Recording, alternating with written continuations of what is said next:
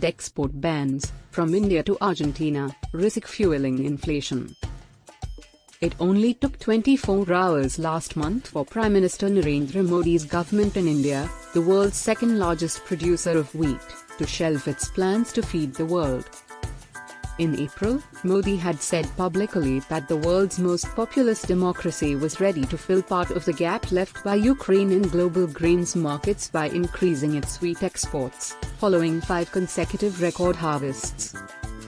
On May 12, India's Ministry of Commerce and Industry said it was preparing to send delegations to 9 countries to export a record 10 million tons of wheat this fiscal year, sharply up the previous season. Alarmed by rising inflation, which had contributed to toppling the previous Congress party government in 2014, Modi's office told the Ministry of Commerce on May 13 to put the brakes on wheat exports immediately, according to one government official, who asked not to be identified because of the sensitivity of the issue. This inflation data prompted the government to issue an order at midnight imposing a ban on wheat exports, said a second source. News of the ban by India, which is the only major wheat exporter at that time of year, drove Chicago wheat futures 6% higher after markets reopened on Monday. India is one of at least 19 countries that have introduced food export restrictions since the war in Ukraine sent prices soaring, hampering international trade flows for several agricultural products and sparking violent protests in some developing nations.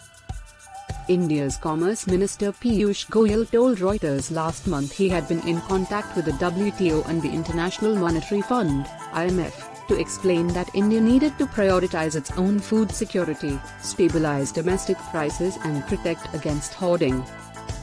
But export restrictions risk worsening the rise in global food prices, producing a domino effect as a deepening crisis prompts other countries to take similar steps, said Michel Ruta, the lead economist in the macroeconomics, trade and investment global practice of the World Bank Group. Many economists say the global food crisis is already more severe than the last one that peaked in 2008, which was driven by factors including droughts, global population growth, higher consumption of meat in major developing economies, and the increased use of crops to produce biofuels. This time around that is harder to do as we do have a supply hit here in both Ukraine and Russia, Evenet said, adding the size of summer harvests in major food producers would help determine how things develop in the second half of 2022. World food prices have stabilized at high levels in the past 2 months as harvests approach. Some countries had already announced export curbs last year, given the tightness in global food supplies. In March, Argentina increased taxes on its soybean oil and meal exports and has imposed a lower cap than last year for new wheat exports. Malaysia prohibited on May 23 the export of chickens from the beginning of this month after a global feed shortage exacerbated by the conflict in Ukraine disrupted poultry production and led to a sharp rise in prices for one of the country's cheapest sources of protein. The wave of export restrictions already affect nearly 1/5 of calories traded globally, that's nearly double the impact of the last global food crisis of 2008, according to the International Food Policy Research Institute, IFPRI, a Washington-based think tank that aims to reduce poverty in developing countries. Even before the war in Ukraine, Argentina's government, battling domestic inflation now over 60%, took steps late last year to stem the rise in local food prices.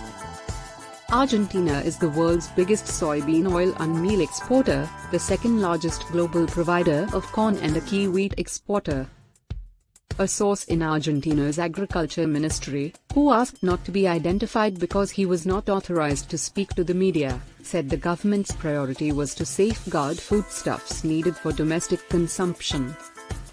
The export limits established in late 2021 helped to shield domestic millers and consumers from the spike in international prices following the conflict in Ukraine, the source said. But Gustavo de Goris, head of Argentina's IRSEC Chamber of Grains Processors and Exporters, said that despite the export caps and additional taxes, the government had struggled to stem entrenched food price inflation in Argentina, which was already high before the Ukraine conflict.